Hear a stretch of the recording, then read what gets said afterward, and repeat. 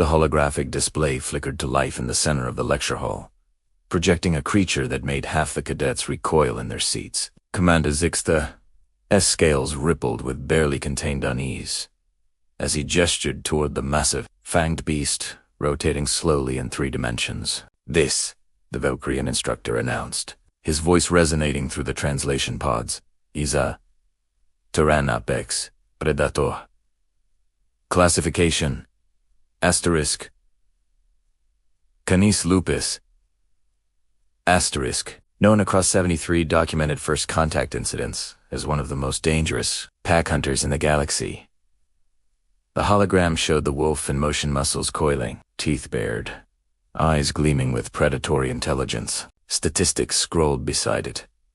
Bite force capable of crushing bone, stamina to pursue prey for days, pack coordination that rivaled military tactical units. Cadet Ilira of Proxima Vi felt her gills flutter nervously. Beside her, a Metherin student's exoskeleton clicked in distress. Even the usually stoic crystalline observers dimmed their luminescence. Then, from the back row, a hand rose. "Commander Zix." Thora's eye stalk swiveled toward the human section, the only species confident enough to sit in the rear of the auditorium.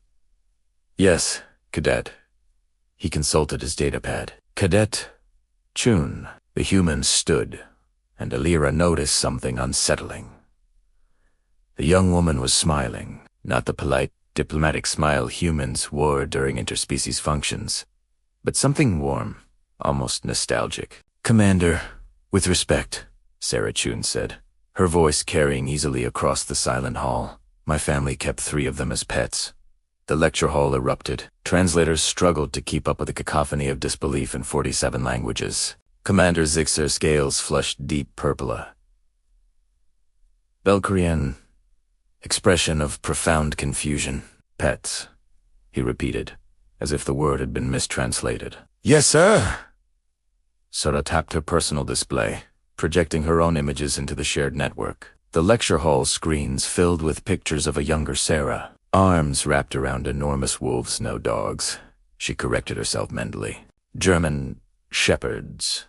To be precise." One image showed her as a child, asleep against the belly of a massive black and tan canine. Another captured her teenage self, being enthusiastically licked by 2 of them simultaneously. A third displayed her father throwing a stick, while all 3 dogs bounded after it, tongues lolling, tails wagging. "These are Max, Shadow, and Luna," Sarah explained into the stunned silence. "We adopted Max when I was 5. He used to sleep at the foot of my bed and howl whenever I practiced violin. Shadow could open doors we had to install special locks, and Luna once saved my little brother from drowning in our pool. Your family." Commander Zixer struggled to form the words, "deliberately cohabitated with apex predators." "Humans have cohabitated with wolves for over 30,000 years, Sir Sarah replied. "We call them dogs. Now, there are approximately 900 million of them living with human families across Earth and the colonies." A crystalline student, pole sturgeon yellow. "But the aggression protocols, the hunting instincts."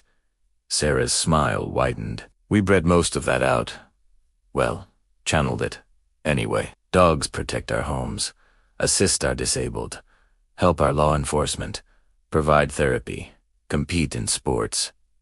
She paused, remembering. "Mostly, they're just family. Max died when I was 17. I still miss him." The silence that followed was different now, not shock, but a kind of dawning understanding. Ilira watched her human classmate's face and saw genuine grief for a creature the rest of the galaxy classified as a threat, a level 7 predator. Commander Zixer deactivated the hologram. His scales had shifted to a contemplative ember. "This," he said slowly, "is why human integration protocol exists, and why," he glanced at his notes, reconsidering his entire lecture plan. "We have much more to discuss about Terran domestication practices."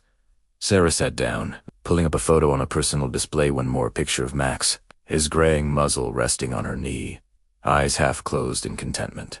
Around her, cadets whispered and wondered. In the corner, another human cadet leaned over and whispered, "Wait until he gets to the lecture on house cats." Sarah grinned. "Or horses." "The galaxy," Elira realized, was going to need a much bigger manual on humanity.